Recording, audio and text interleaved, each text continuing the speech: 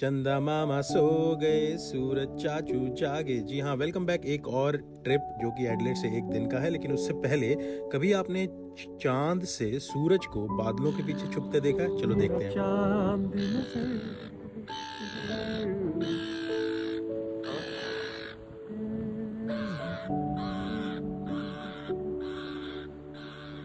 Weekend आ गया था, सोचा कब तक कुमार सानू के गाने सुनता हुआ ऐसा पड़ा रहूंगा।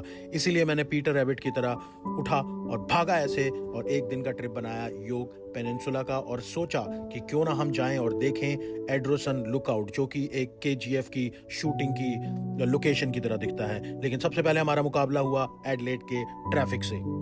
ऐसे तैसे करके हम पोर्ट वेकफील्ड हाईवे पे पहुंचे और देखा दूसरी धरती से कोई टपक रहा है, लेकिन बाद में पता लगाया यहाँ पे स्काई डाइविंग और पैराग्लाइडिंग होती है।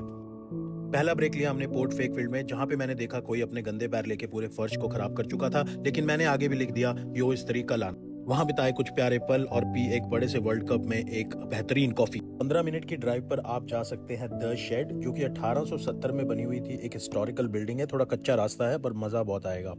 रास्ते में एक लोहे के ईमू को और एक लोहे के कैंगरू को आप हेलो बोल सकते हैं और कर सकते हैं थोड़ी मस्ती। वहां से 10-15 मिनट की ड्राइव पर हमने एक्सप्लोर किया Port Clinton ferry garden and houses. आपको ऐसा लगेगा जैसे कि लिलीपुट के निवासियों ने इसको बनाया होगा, लेकिन नहीं। जी हाँ, ये लोकल काउंसिल ने बहुत ही प्यारा सा और क्यूट सा छोटा सा गार्डन बनाया हुआ है। बच्चों को बहुत पसंद आया था।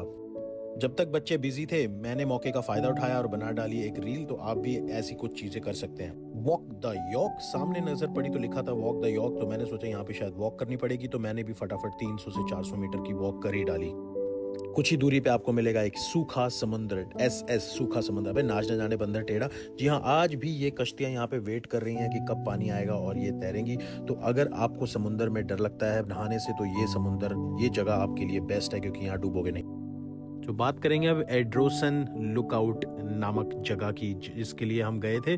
तो एड्रोसन लगभग 5 किलोमीटर साउथ की तरफ से अगर आप चलेंगे तो राइट साइड पर आएगा आपकी, और देख सकते हैं यहाँ के नज़ारे। ऐसा लगता है जैसे कोई स्टेडियम बन रहा था या फिर कोई केजीएफ मूवी की शूटिंग करी गई हो यहाँ पे। लेकिन यहाँ बता दूँ आपको कि यहाँ पे डोलोमाइट माइंस होती थी, गल्फ सेंट विंसेंट और योग पेनिनसुला का सुंदर नज़ारा आप यहाँ पे आके देख सकते हैं। उसकी राइट हैंड साइड पे जब आप ये ऊंचाई से देखेंगे तो पूरा शहर साफ साफ दिखाई देगा। एडलेड से आई थिंक ये 2 से भी कम घंटे की यहाँ से राइड पड़ती है। ये छोटा सा एक समुद्री कस्बा और योग पेनिनसुला घूमने के लिए एक बढ़िया जगह है।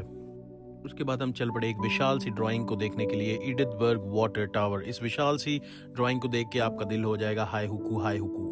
तो विशाल नीली पानी टंकी देखने के बाद हम गए एक एडिथबर्ग नामक एक गांव में। गांव के लोग बहुत ही खुशहाल थे, इसीलिए 5 बजे के बाद वहां पे एक पंछी और एक ये चमकता हुआ लाल घोड़ा था, जो कि वहां पे सबकी रखवाली कर रहा था। उसके साथ में एक म्यूजियम है, तो चमकते हुए घोड़े के साथ हमने भी कुछ अपनी चमकदार फोटोज खिंचवाई और देखा इस विशाल अद्भुत घोड़े को।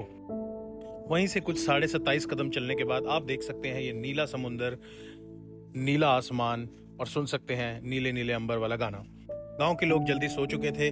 मे भी उसका रीजन हो सकता है पश्चिम से आती हुई हवाएं। आगे जाके देखा तो ये बहुत सारे पंखे चल रहे थे, उसी की वजह से सारी हवाएं आ रही थी। लेकिन बाय द वे ये सब विंड टर्बाइंस है, जो कि काइनेटिक एनर्जी से इलेक्ट्रिकल एनर्जी को कन्वर्ट करती है। वहां पे बहुत सारे लगे हुए हैं और आप शाम को देख सकते हो उनका नजारा। यहाँ से आप वापस जा सकते हैं एडलेड, जो कि 2 से ढाई घंटे आप वापसी अपने घर पहुंच जाएंगे।